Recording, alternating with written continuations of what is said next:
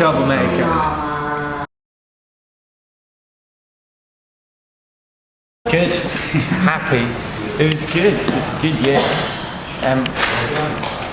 Yeah, it was a bit fast. It happened very fast, and then we'd done a lot of things that we never even thought we would do, and then it was over. Then those things are done, and then you think, well, what do we do now? We never thought about having like an album that would go into the charts, and that went to #1.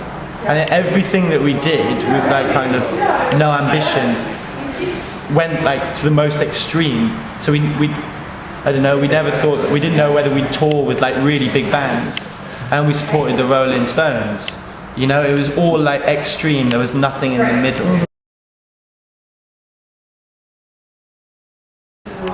No, it sounds about right. They haven't given us an award. They didn't give us an award for it, so it's not true.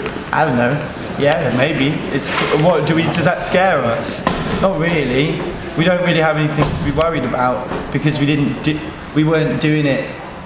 We were only doing it because this is like what we do. It's what we like doing, and so people have embraced what we like doing.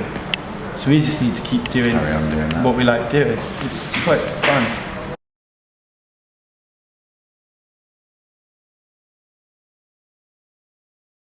Yeah, it wasn't necessarily to become familiar with the sound because the sound was so all over the place. It was for people to become familiar with the identity, with the idea of there not being a sound. Yeah, with the idea of there not being a sound, with our personality, with the lyrical content. Because I think those EPs were very much building up to the album. So yeah, it was so people had a lot of music to really invest in before we were like, here's our album.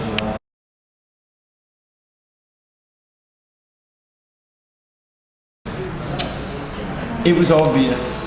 Yeah, there was a fair amount that didn't obviously on the record, but most of the songs that we wrote over the kind of preceding years, all the ones that obviously we fell in love with at the time, they went on the record, and all the songs on the album at one point were like, it was such a significant point in time because it was written over so many years. So that won't happen again because we don't have that much time. Yeah, but the EPs were written after the album though. We wrote the album and we were like, right, that's the album. Let's go. Let's start writing music for people to get into. So it didn't work like we wrote the album and then it was the other way around. The EPs weren't building up to the album, they were after the album.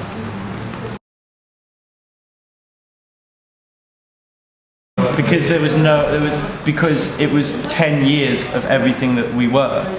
It was like the ultimate 1975 record of the time, and there was no way of giving it a title that wouldn't have subserviated other elements of the record, so it was just call it what it is.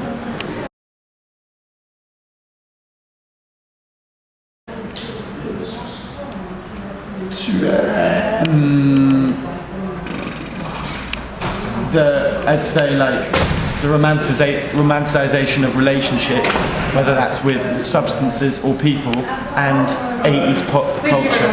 Those are probably the two biggest influences. And we said this before, the best things about being on the road are playing shows every night. Yeah, playing shows every night, and it's fun.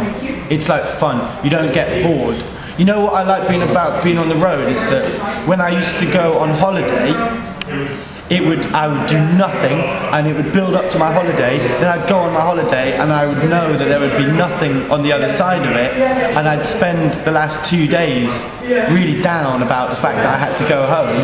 Now, that's why I don't like Sundays. That's why I used to hate Sundays, yeah, that's why we don't like Sundays, because you know there's an impending boredom coming. Whereas now, we finish a show in Rome and we get on a plane and we go to America, or we never slow down. So that's the best thing. The worst thing is not having a shower like whenever you want it. That's quite kind of annoying.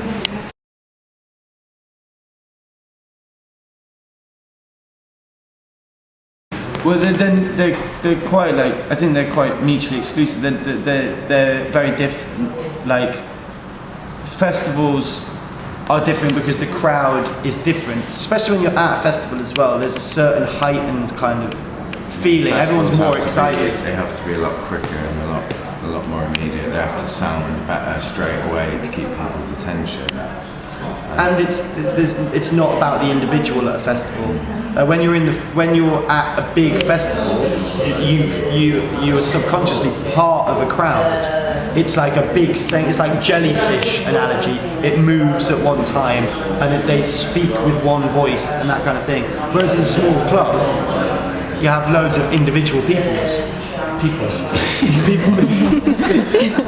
looking at, like, you can the idea of the individual and judgment and that kind of thing is a lot more obvious and apparent in a small room. So they're two totally different things. I love both of them.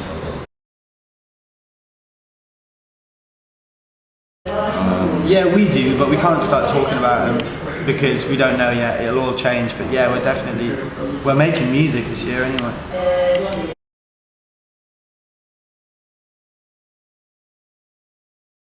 I think it'll be partly straight up the 1975, and there'll be, like with everything, there'll be an evolution. It'll evolve to something slightly different.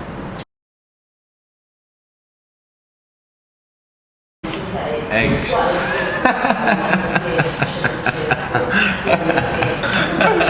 That is a very astute question.